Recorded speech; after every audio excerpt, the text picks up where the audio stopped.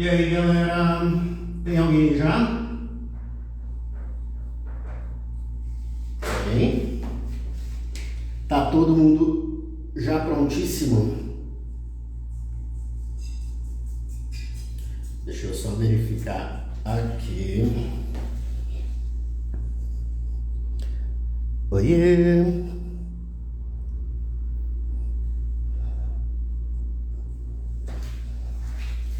Vitória, tudo bem com você, senhora?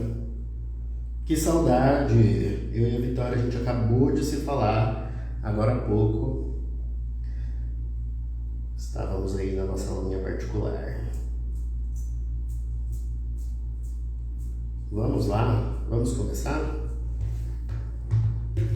Mais alguém entrando?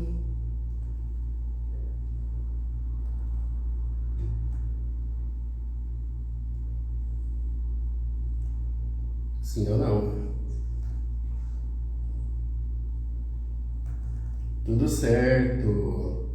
Sejam muito bem-vindos. Oi, Raíssa, tudo certo? Eu não tô aparecendo direito aqui, né? Eu tava ali meio na... Oi, Amanda Medeiros, tudo bem? Galera, quando o meu cabelo chega... Olha aqui quem tá aqui pra assistir a live. Vem cá, nego. Vem cá. Não vai aparecer, não? Mal educado. Galera, seguinte. Tudo bem? Muito prazer. Eu sou o professor Arthur. Sou professor de redação já há 7 anos. Estou aí iniciando essa jornada pelo mundo da internet, mas não é como se eu tivesse começado agora com essa história de redação. É uma coisa que me acompanha já há bastante tempo. E eu quero fazer essas lives para poder disponibilizar justamente esse conhecimento mesmo, que muitas vezes fica restrito a algumas salas de aula específicas, né? E que pode ajudar muita gente mesmo a ir super bem na redação do Enem. Porque uma das coisas que mais preocupam os alunos todos é em relação ao tema que vai cair da redação.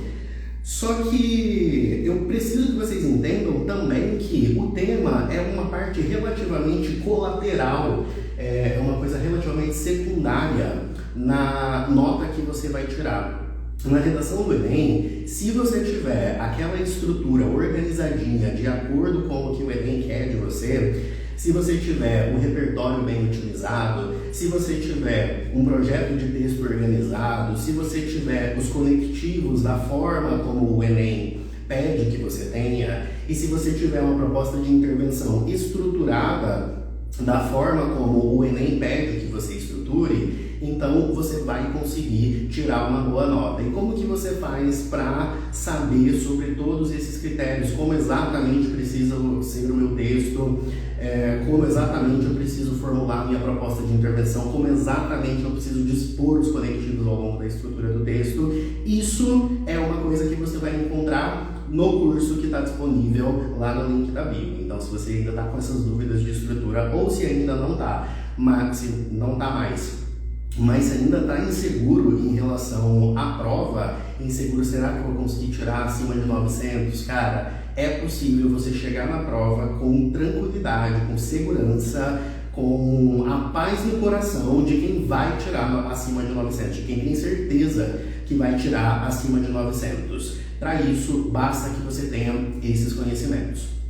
Nessas lives, eu vou falar principalmente sobre conteúdo. Então, eu vou falar não vou ficar falando aqui sobre estrutura, sobre como montar o seu projeto de texto. Eu vou explicar para você como que você precisa fazer, aliás, assuntos que são relevantes e que podem cair na prova do Enem, ok? Que podem ser tematizados, pode aparecer no tema de redação. E mais do que isso, eu quero que vocês entendam que o conhecimento dos eixos temáticos é o que mais importa.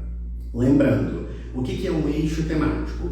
Um eixo temático é um eixo central que se reúne em torno de um único assunto. Então, eu tenho vários temas reunidos em torno de um único assunto. Então eu tenho o eixo do meio ambiente, o da cidadania, dos direitos das minorias, eu tenho o eixo da saúde, o da educação e assim por diante. Dentro de cada um desses eixos, pode ser que caia temas dos mais variados possíveis. Porém, se você tiver conhecimento do eixo, então se eu já tiver praticado uma redação sobre saúde, se eu já tiver praticado uma redação sobre educação, se eu já tiver praticado uma redação sobre meio ambiente, na hora que cair o tema na prova, que seja desse mesmo eixo temático, mesmo que não seja o mesmo tema, você vai ter conteúdo, você vai ter embasamento para conseguir construir o seu texto com alguma tranquilidade.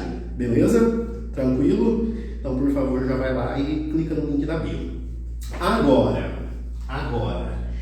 vamos começar então com esse eixo temático do meio ambiente, porque, deixa eu só fazer um adendo aqui antes.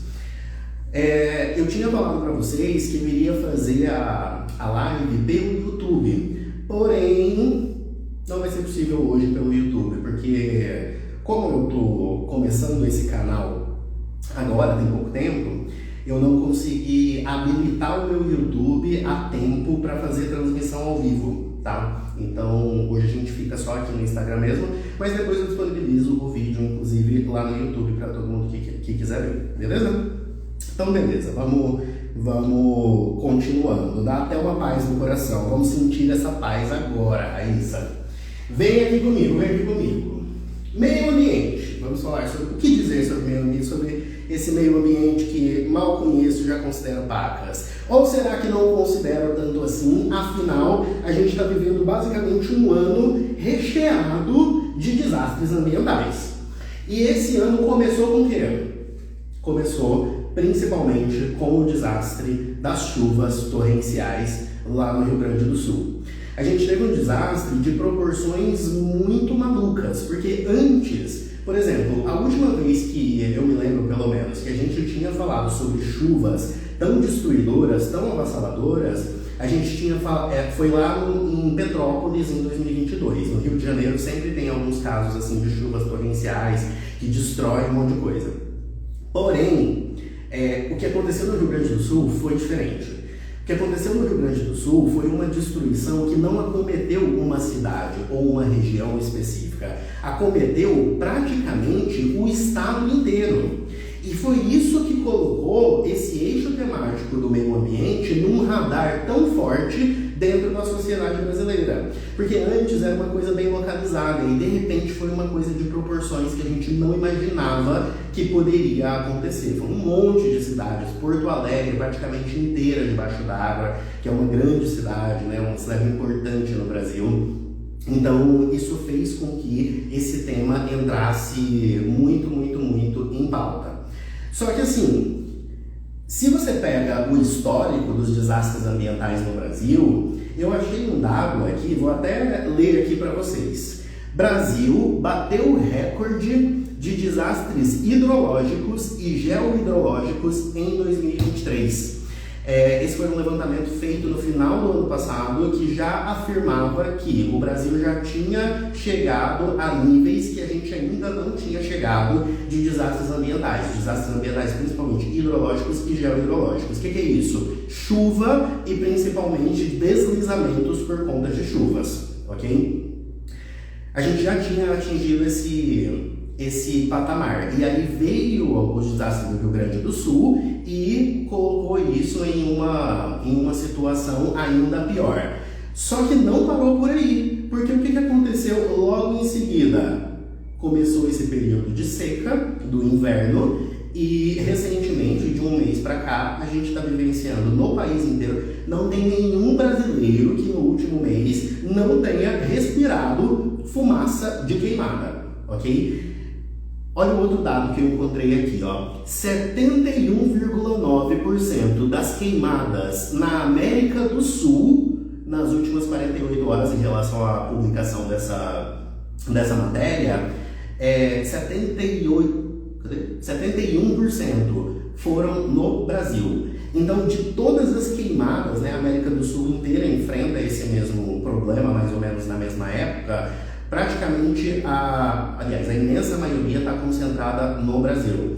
E aí essas queimadas, elas refletem um monte de outras coisas pra gente. Elas refletem, por exemplo, um descaso governamental, elas refletem uma mentalidade criminosa de uma parte da população, elas refletem um despreparo que a gente tem, né, como população mesmo, para lidar com as mudanças que são oriundas dessas mudanças climáticas, né, dos desastres naturais. Então eles revelam uma fragilidade muito grande da sociedade brasileira. Tem alguns outros links aqui que eu posso inclusive colocar para vocês daqui a pouco no... Eu acho que eu consigo colocar no chat. Tô sozinho aqui, então tô meio aprendendo ainda a lidar com esse negócio de ao vivo. Mas eu coloco alguns links aqui para vocês de alguns dados mostrando justamente essa proporção que os desastres ambientais têm assumido na sociedade brasileira.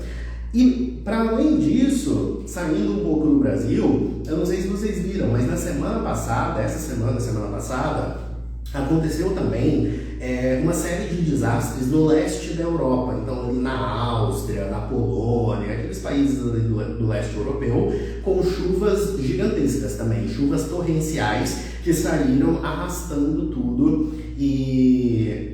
foi uma situação que os próprios moradores dessas regiões descreveram como cenas apocalípticas, assim, árvore sendo derrubada, carro sendo arrastado. Nada que no Brasil a gente já não esteja acostumado, né? Mas também isso tem acontecido também ao redor de todo o mundo, não é só no Brasil, como vocês bem sabem, beleza?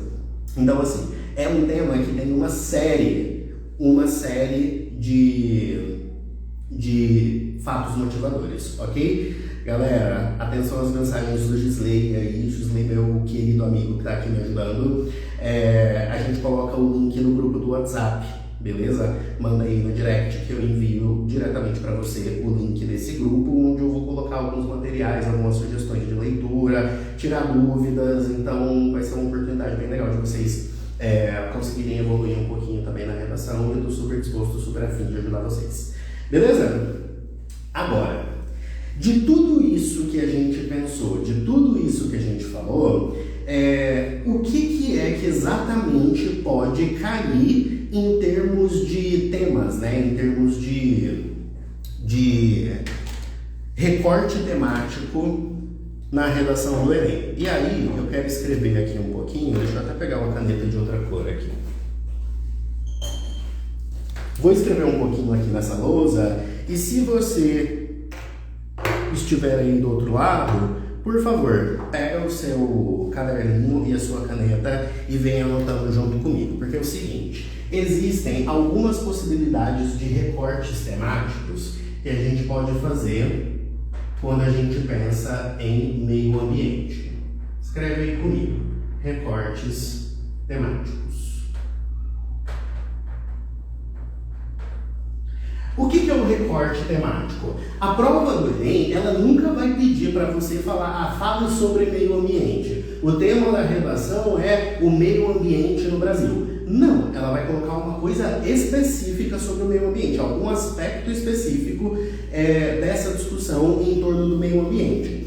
E aí, o nosso trabalho aqui vai ser tentar entender quais são as possibilidades de recortes. E eu pensei no seguinte, a primeira coisa que aparece quando a gente está falando de meio ambiente é justamente sobre a preservação dos recursos naturais. Então, número 1, os próprios recursos naturais. E aí, o que pode ser tematizado? Tá dando para ler aí? Acho que tá, né? Se não tiver, vocês me avisam, por favor. O que pode aparecer em termos de preservação dos recursos naturais? Eu acho que dentro disso aqui, a primeira abordagem possível é uma abordagem relativa à poluição. Poluição de quê? Do ar, poluição da água, poluição do solo e assim por diante. O que acontece? Quando a gente está falando sobre esse eixo do meio ambiente, todas essas coisas estão interligadas. Mas pode ser que a prova te peça para falar sobre algo específico. Pode ser que ela te peça para falar sobre poluição de maneira geral ou sobre poluição do ar. E aí, quando a gente vai pensar em poluição do ar, a gente está pensando em quê? Principalmente em grandes cidades, em meios de transporte, em fontes de produção de energia. Tudo isso são as coisas que geram principalmente a poluição do ar. Agora, se a gente pega, por exemplo, poluição da água, existem outras possíveis abordagens. Poluição da água, a gente pode estar pensando, por exemplo, em poluição de aquíferos, naquelas fontes de água doce que a gente usa para o nosso abastecimento da população. A gente pode estar falando em poluição dos rios, que são outra fonte de água doce. Ou a gente pode estar falando de poluição de mares e oceanos, ok? Que é uma coisa que está muito em alta, porque daqui a pouco eu vou, inclusive, dar esse dado aqui para você, porque a gente está vivendo no que a ONU chamou de década do oceano, a década do oceano. Então, a década de 2020, ela precisa ser destinada a cuidar da vida nos oceanos, que é o lugar onde reside a maior parte da biodiversidade da Terra, ok? Então, diz a ONU aí que estamos vivendo na década do oceano. Bom, uma outra possibilidade, para além da poluição, porque aqui a gente está pensando em ar, em água, em solo, etc. Mas pode ser as atitudes que a gente toma de destruição desses recursos naturais. Porque a poluição, a gente não pensa necessariamente numa extração desse recurso para o nosso uso. A gente está pensando em um efeito colateral de alguma atividade humana que gera a poluição. Mas se a gente pega, por exemplo, o avanço da fronteira agrícola na Amazônia, outra possibilidade de tema aí, a gente está falando de desmatamento e extrativismo, ok? Então, por exemplo, se eu estou falando sobre madeireiros ilegais na Amazônia, ou no Cerrado, ou em qualquer outro bioma brasileiro, eu estou falando sobre pessoas que estão lá extraindo determinados recursos naturais para obter o quê? Ganho financeiro. Na maior parte das vezes, quando a gente está falando disso, a gente está falando de atividades ilegais, ok? Porque o desmatamento legal é um desmatamento que está realmente previsto em lei e ele tem uma regulação por trás, ele segue determinadas regras, ele segue determinados critérios. Na maior parte das vezes, a gente está falando aqui de atividades ilegais. E essas atividades ilegais, elas vão gerar uma consequência direta, que é destruição da fauna e da flora. De fauna e flora. Ok? Essa lousa vai ser pequena, a quantidade de coisa que eu vou anotar aqui. Eu acho. Deixa eu puxar um pouquinho mais para cá a câmera. Acho que melhorou, né? Só para não cortar ali a lousa. Beleza.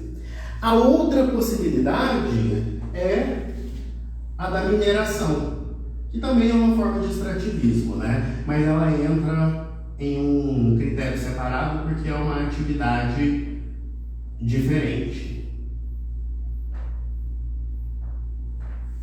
A mineração é basicamente é como se fosse esse desmatamento, esse extrativismo, mas pensando em minérios mesmo, né? Pensando em coisas que estão ali, principalmente dentro da terra. Então, a mineração ela vai gerar aquelas cenas que a gente vê de gigantescas crateras colocadas no meio de um determinado bioma, né? Então, no meio da Amazônia, uma cratera gigantesca onde os caras estão lá procurando, sei lá, ouro.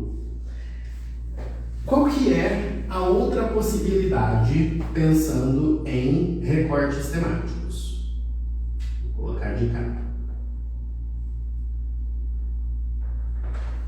Beleza, eu posso pensar nos recursos naturais em si, então em atividades que ou tiram esses recursos naturais de dentro da natureza, né, tiram da natureza, ou atividades que vão poluir esses recursos naturais de uma forma direta.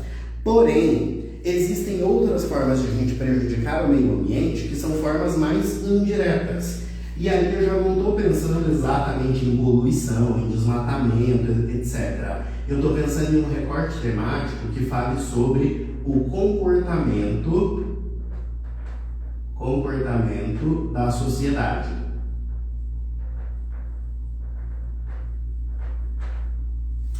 Por quê? Beleza, é muito fácil a gente jogar a culpa ali numa madeireira ilegal, etc. Mas e eu? E a minha responsabilidade sobre a preservação do meio ambiente? Quando eu, por exemplo, priorizo comprar produtos que são feitos de plásticos de uso único. Já ouviu essa expressão? Plástico de uso único. Copo descartável, canudinho, essas coisas. É um objeto de plástico que ele é feito para ser imediatamente descartado. Eu tomo minha água e jogo fora. Ele não tem mais nenhuma serventia. Plástico de uso único. Mas eu estou falando mesmo do meu comportamento enquanto cidadãos. Então o Enem pode tematizar isso também. Quando a gente pensa no tema de meio ambiente, a gente pensa normalmente nisso aqui, né? Combate à poluição das águas no Brasil. Mas a gente não pensa no tema que fala hábitos poluentes da sociedade brasileira, combate aos hábitos poluentes da sociedade brasileira. Porque isso também é um problema ambiental gigantesco. Então a gente não pode só jogar na conta dessas empresas ou dessas atividades econômicas específicas. Então, nesse caso do comportamento da sociedade, o que é possível de pensar? Primeiro, na produção de lixo. Vocês não ficam impressionados, às vezes, com a quantidade de lixo que vocês produzem? Eu fico. Às vezes eu vou botar o lixo ali para fora e eu olho e falo, eu não sei como que eu consumi todas essas coisas. Agora, pode ser, por exemplo, que essa produção de lixo esteja associada ao consumo, né? Ao consumismo. Já ouviu falar, por exemplo, do problema do descarte de objetos eletrônicos? É um problemaço, é um problema ambiental gigantesco, porque os aparelhos eletrônicos, eles têm determinadas substâncias, metais pesados, muitas vezes, que fazem com que eles sejam muito mais nocivos à natureza do que o lixo comum. E aí a gente descarta esses aparelhos eletrônicos de uma forma inadequada. Isso é uma culpa da sociedade, é o comportamento da sociedade influenciando no meio ambiente. E essa é sempre uma possibilidade também, ok? Eu poderia falar, por exemplo,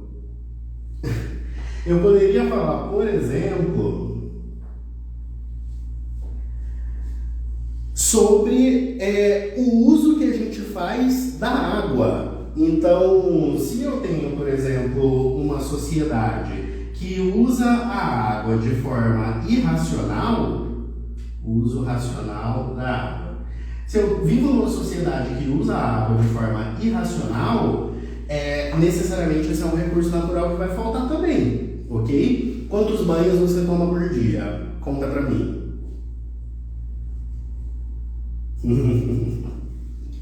É sempre bom botar a mão na consciência em relação aos banhos. Nós que somos latino-americanos, a gente é muito limpinho, né? E gostamos de ser dessa forma.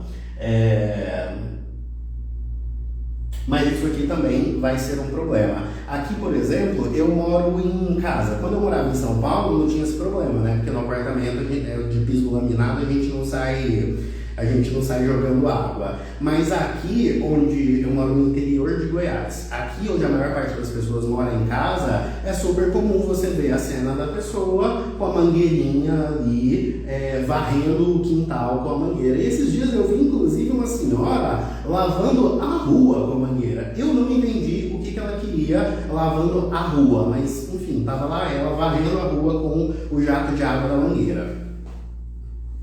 Essa senhora vai ser argumento na minha redação do Enem. Uma outra possibilidade Um no máximo, só 2. Uma outra possibilidade que eu tenho aqui é o uso do transporte, por exemplo, né? Aí aqui a gente entra numa questão individual, mas que também é social, que é o transporte público versus o transporte privado. A gente sabe que uma das maiores fontes de emissão de gás carbônico é os meios de transporte. Carro, ônibus, moto, enfim, porque eles utilizam combustíveis fósseis, ou mesmo que não utilizem combustíveis fósseis, eles utilizam combustíveis que emitem gases que são poluentes, que são gases de efeito estufa.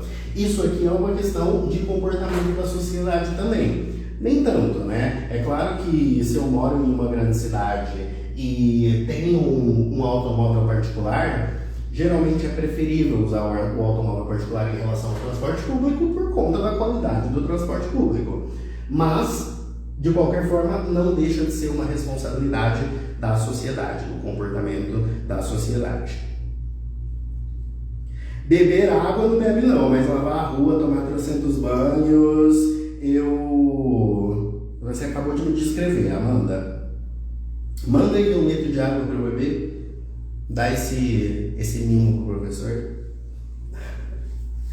A outra possibilidade, então, a gente pode pegar esses eixos temáticos pensando na destruição dos recursos naturais diretamente ou no comportamento da sociedade.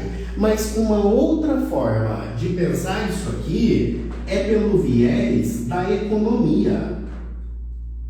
Como que a nossa economia é estruturada para gerar uma destruição do meio ambiente. Ela é completamente estruturada dentro dessa lógica, né? A gente não consegue se desvencilhar, por exemplo, o fato de que a gente vive em uma sociedade que precisa desse consumismo para a economia funcionar, também vai estar diretamente correlacionado com o fato de que a gente vive em uma sociedade que produz uma quantidade absurda de lixo. Isso é uma questão que pode estar vinculada, pode ser tematizada pelo comportamento da sociedade, mas também pode ser visto de forma econômica, ok? Então, dentro dessa economia, eu posso pensar, por exemplo, no consumo e naquela palavra super legal que é a obsolescência. Obsolescência. Fala essa palavra várias vezes seguida. Quero ver. Consumo e obsolescência. Já ouviu falar daquele termo que é a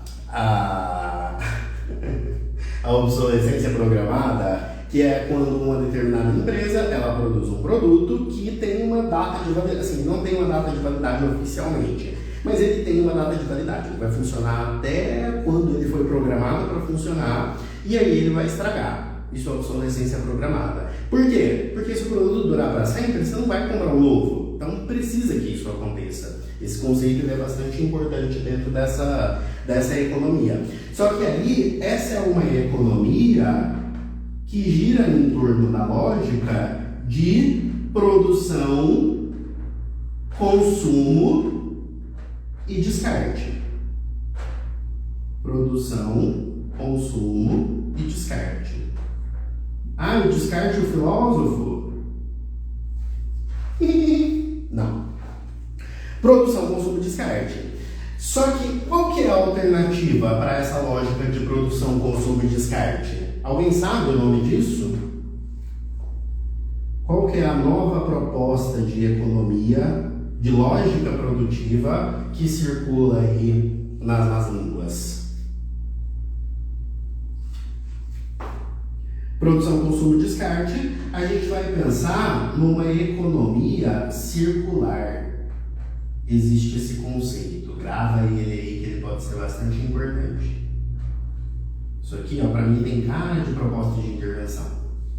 O que é uma economia circular? Economia circular é onde a gente pensa a produção de produtos de vários âmbitos diferentes para que ela funcione exatamente como o nome diz, né? De forma circular.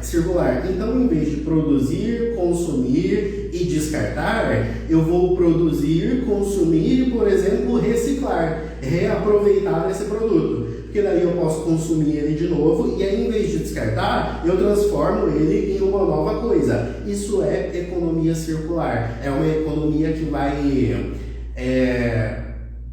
contra essa lógica de descarte, essa lógica de consumo de uma única vez, ok? Reutilizar, reaproveitar, reciclar. Arrasou, Ingrid, perfeito. Exatamente isso.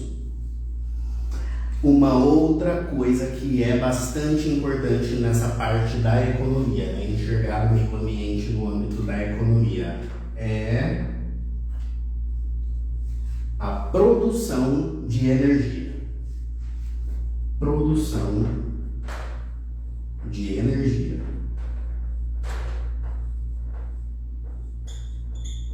E aí, quando eu falo de produção de energia, eu estou falando daquela transição, por exemplo, de sair da dependência dos combustíveis fósseis para os combustíveis verdes, chamados verdes, né? E atenção, por que eu acho que isso é uma parte extremamente importante? Porque esse é o assunto principal de todas as últimas conferências do clima que aconteceram aí no mundo. Na COP28, que aconteceu aí em no final do ano passado, né, 2023, foi em dezembro mais ou menos, o grande tema era: quando que a gente vai parar de consumir petróleo? Ok? Não conseguimos chegar a um acordo em relação a isso. Qual que era a ideia? De que até 2030 a humanidade zerasse o consumo de petróleo e a produção de petróleo. Mas é claro que isso é impossível. Quer dizer, se você é esperançoso, pula essa parte. Mas é claro que isso é impossível porque a economia dos países mais desenvolvidos e a economia dos países que tem uma influência política maior, ela depende extremamente dos combustíveis fósseis. Os Estados Unidos, por exemplo, dependem muito do petróleo, a China depende muito do carvão. Então, essa transição de uma energia fóssil, de uma energia poluente para uma energia limpa, ela não é tão simples assim. Mas a gente pode pensar nisso como um eixo temático possível. Um eixo temático não, um recorte temático possível, pensar na produção de energia, ok? Isso é extremamente importante. Beleza? Suave até aqui? Então, beleza. Upcycling, coloca aí pra gente a definição do que é o upcycling, que eu não sei. Ó, eu vou apagar essa parte aqui de cima para eu poder colocar o número 4, tá? Porque ainda tem um outro possível recorte dentro dessas possibilidades. Vou precisar colocar uma lousa maior. Assim que você comprar o curso, eu invisto o dinheiro diretamente numa lousa maior. Fica a dica. Bom, o número 4, aí a gente já não está falando exatamente dos recursos em si, a gente não está falando do comportamento nem da economia. Aí a gente está falando sobre aquilo que a gente começou a aula falando, que é as mudanças climáticas. Ok? Mudanças climáticas.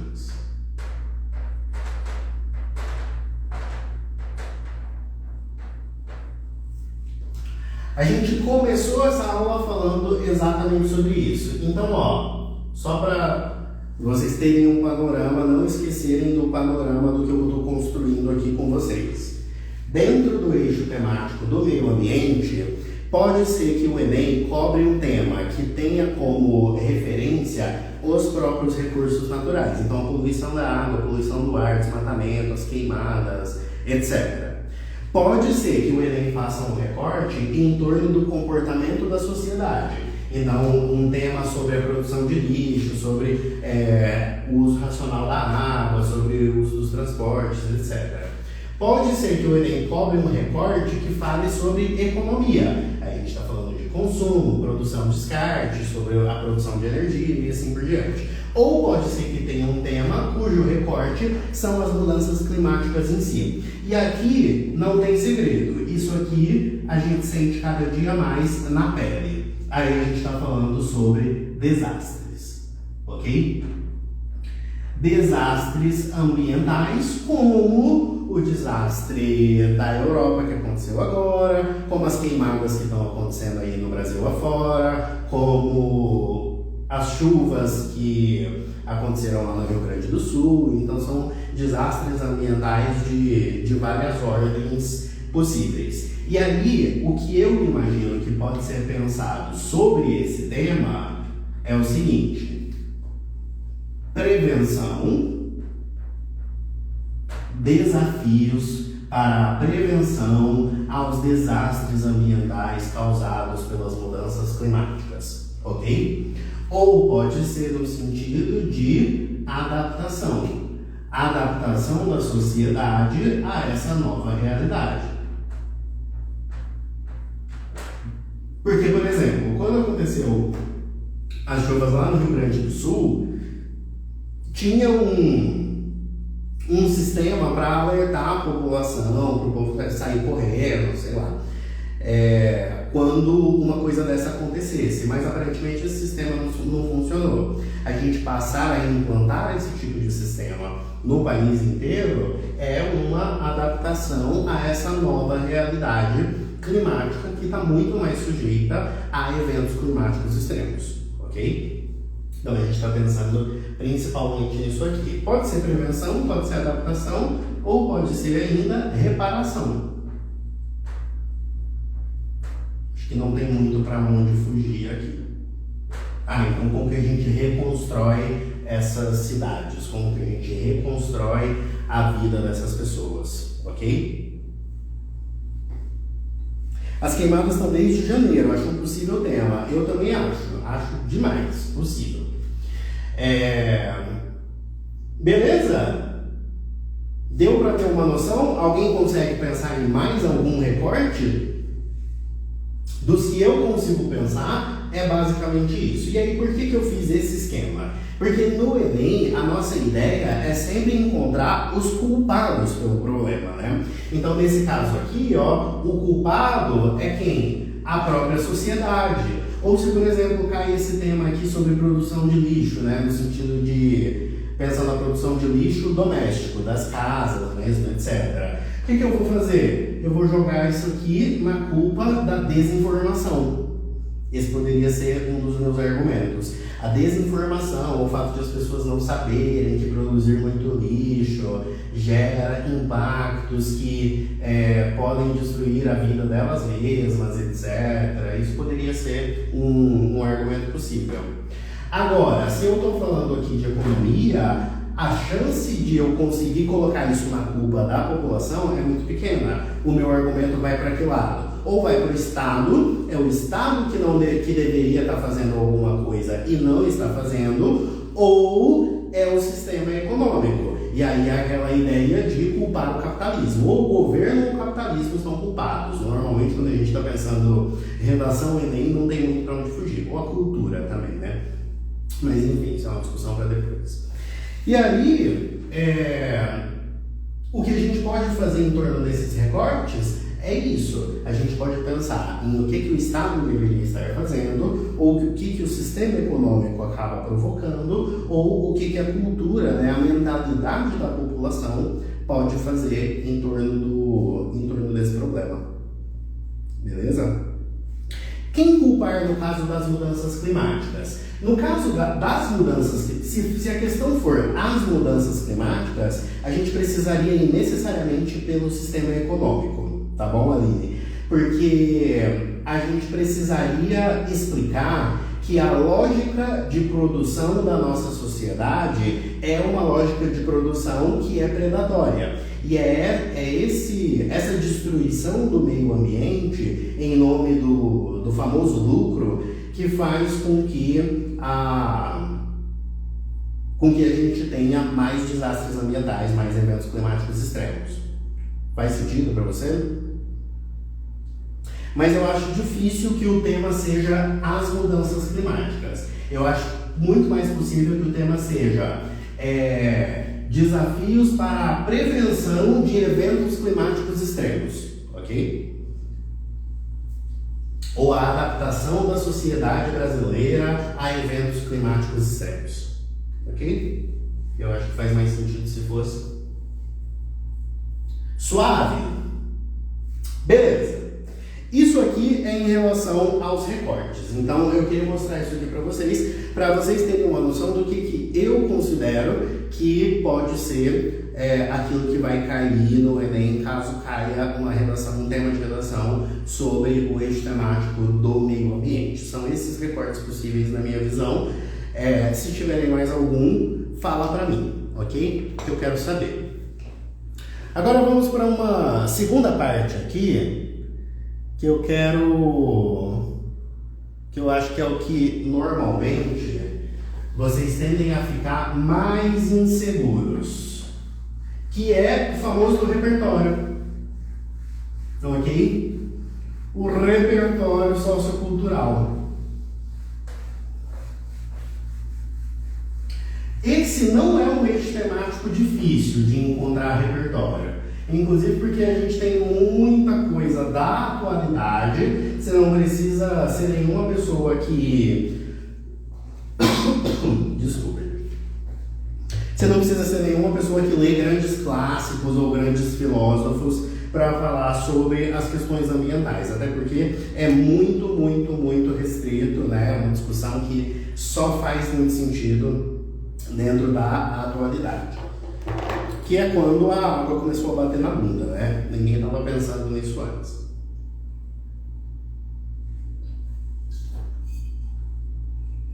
Aqui, ó, tem uma garrafinha. Mas se você comprar o curso, eu posso ter uma garrafinha melhor. E aí eu faço o que com essa? Eu descarto ela.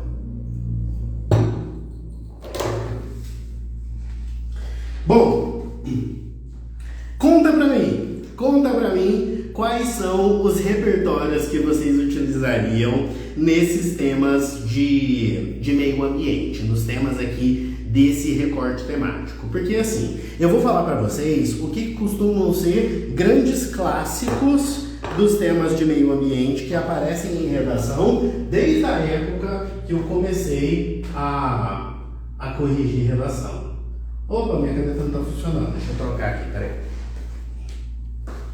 Eu não tenho outra mesmo. O que são os grandes clássicos? Repertórios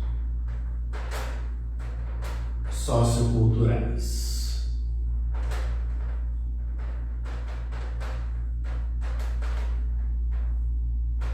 Vamos lá. Normalmente, um que eu amo, Ailton Krenak, gênio, muito bom.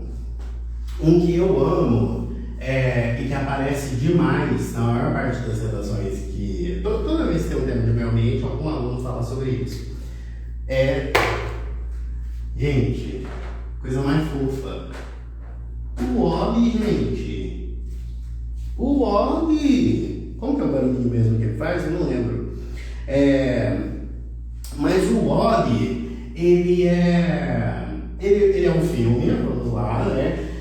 Que se passa dentro da Disney, que se passa dentro de um universo pós-apocalíptico, ok?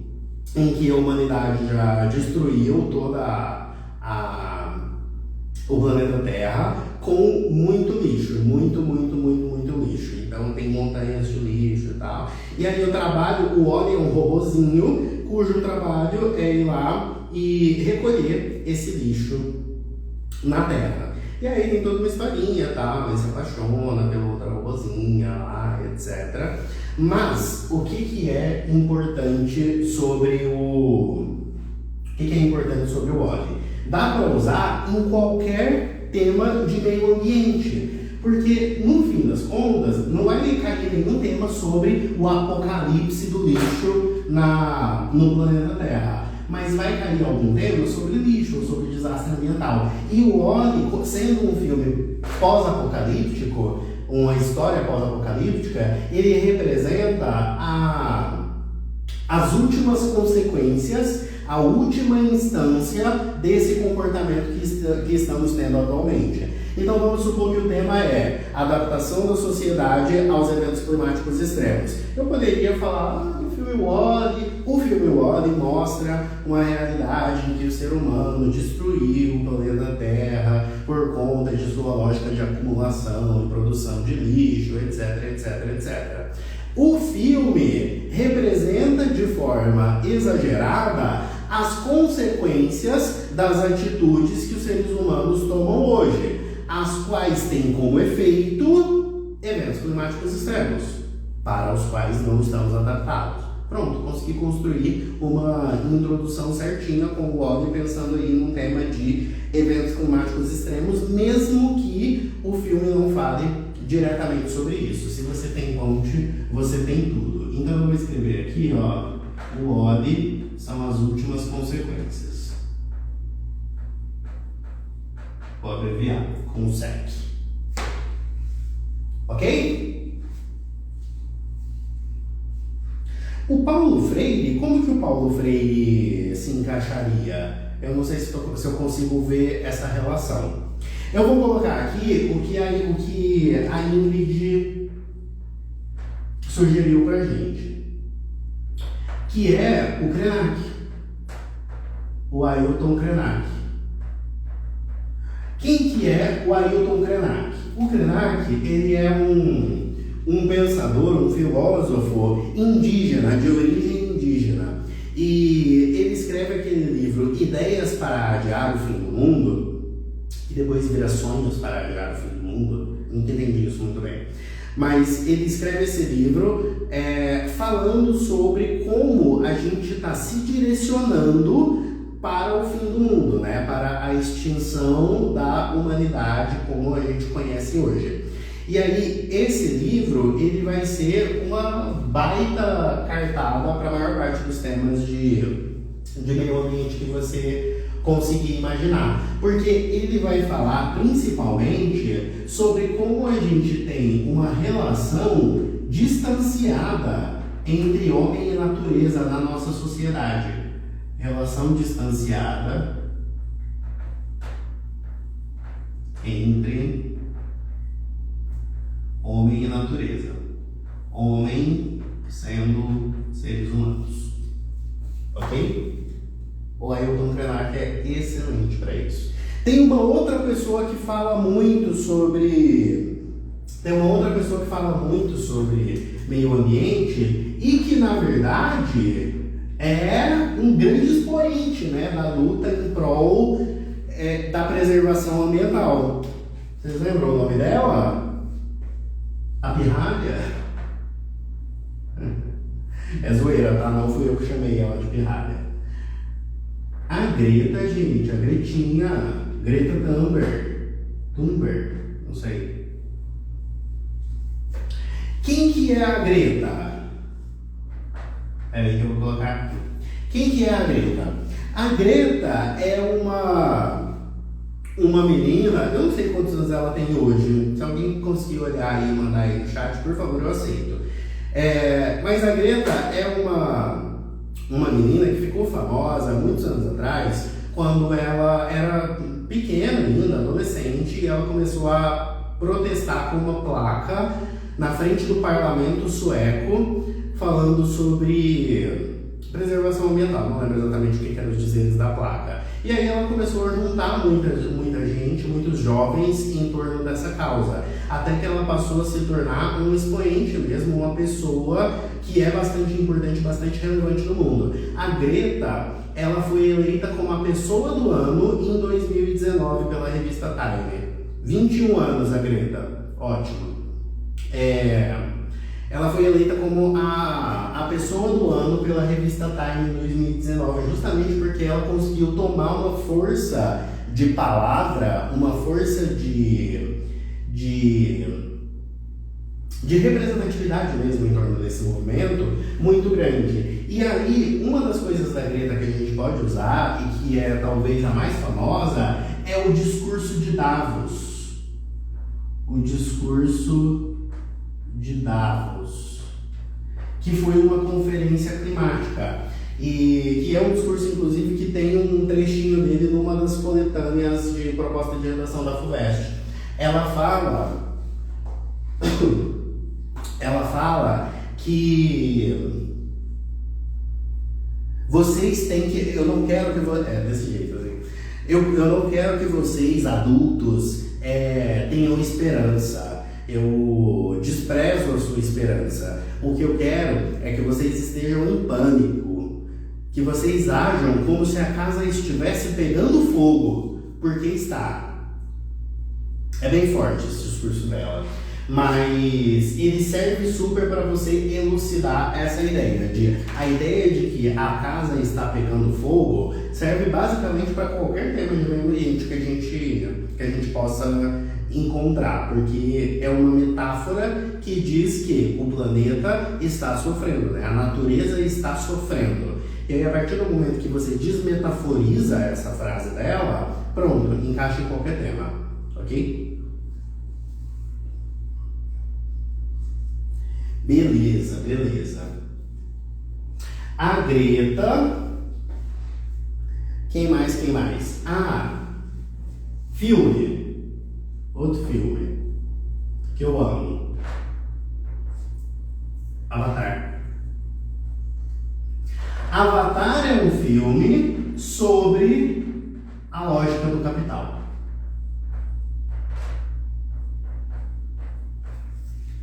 Avatar é um filme sobre a forma... qual o nome do discurso? Eu não sei, Gabriel.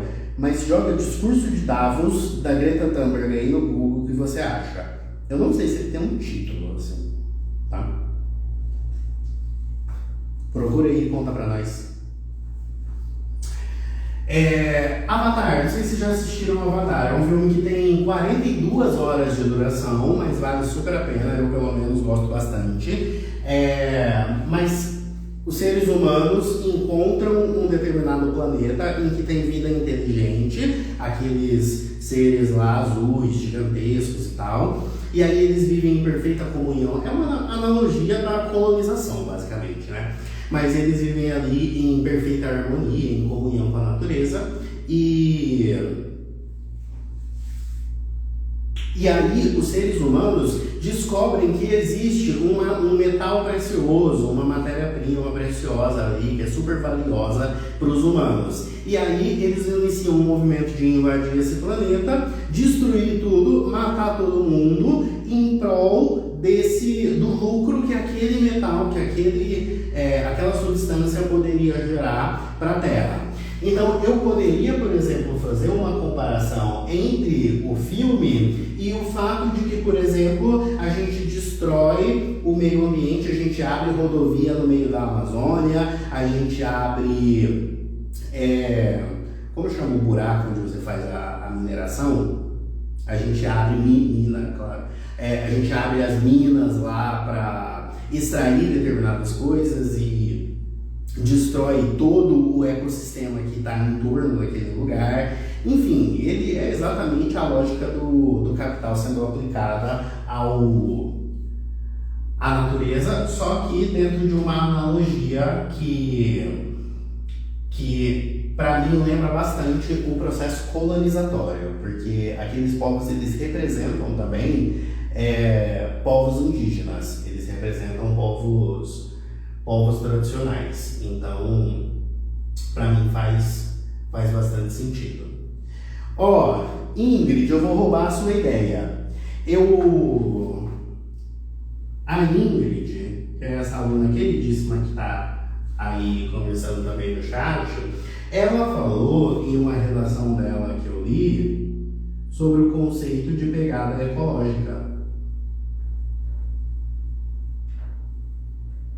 O que é o conceito de pegada ecológica? É o rastro de destruição que você deixa É o rastro de destruição que você deixa na produção de qualquer coisa que seja, no fim das contas, né? Então, existe a pegada ecológica de produção desta caneta. Quanta água foi utilizada para... Essa é a pegada hídrica, né?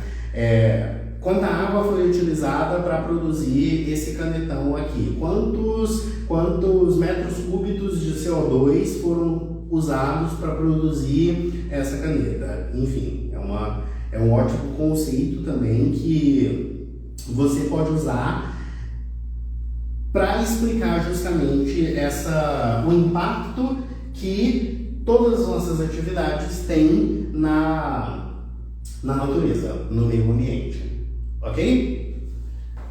Deixa eu ver aqui os comentários que vocês colocaram. O nome do discurso... Raíssa, a vida não é útil é a lógica do Paulo Freire? Conceitos da geografia. Manda pra gente aí um exemplo de um conceito bom que pode ajudar.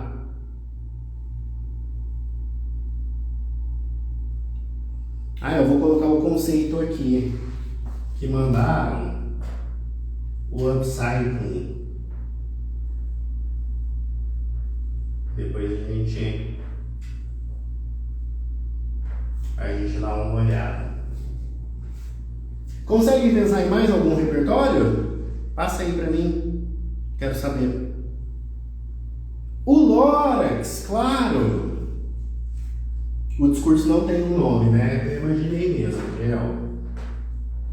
O Lorax, gente, como que eu esqueci?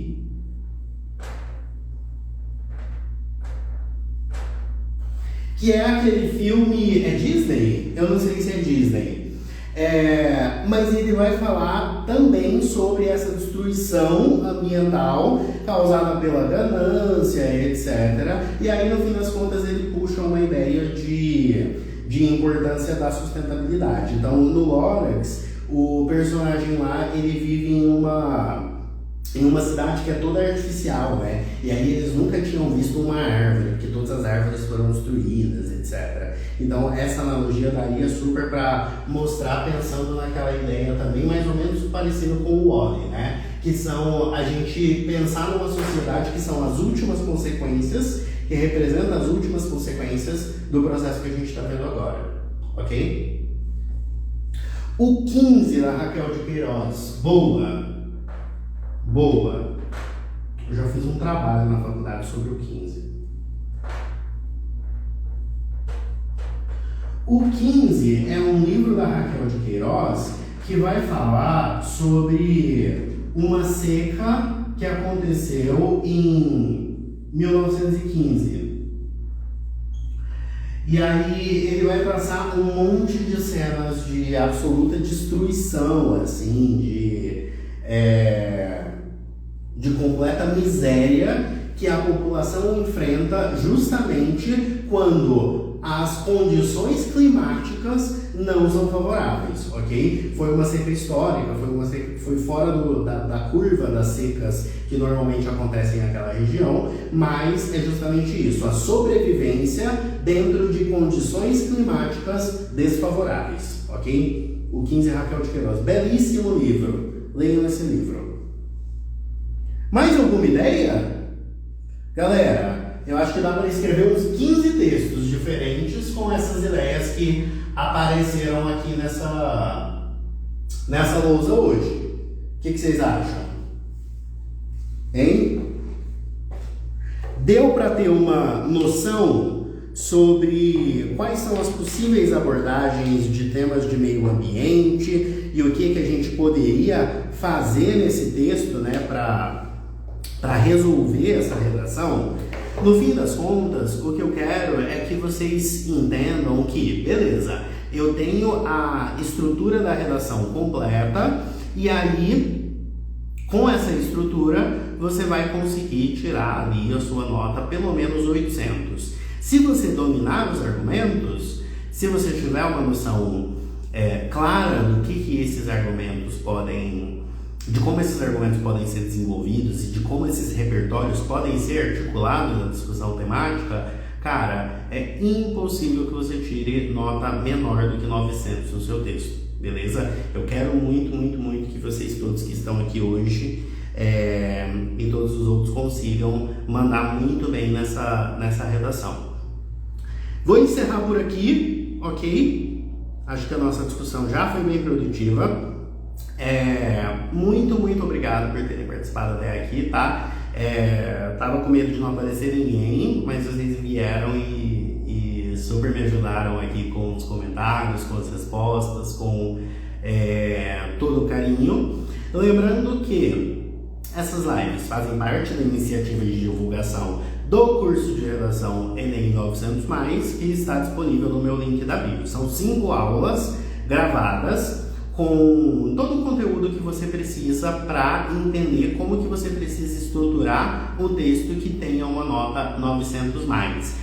São aulas aprofundadas para você entender de verdade a estrutura. Não é só um modelinho pronto para você copiar e colar. É para você, de fato, entender como que essa estrutura funciona e usar ela ao seu favor, ok?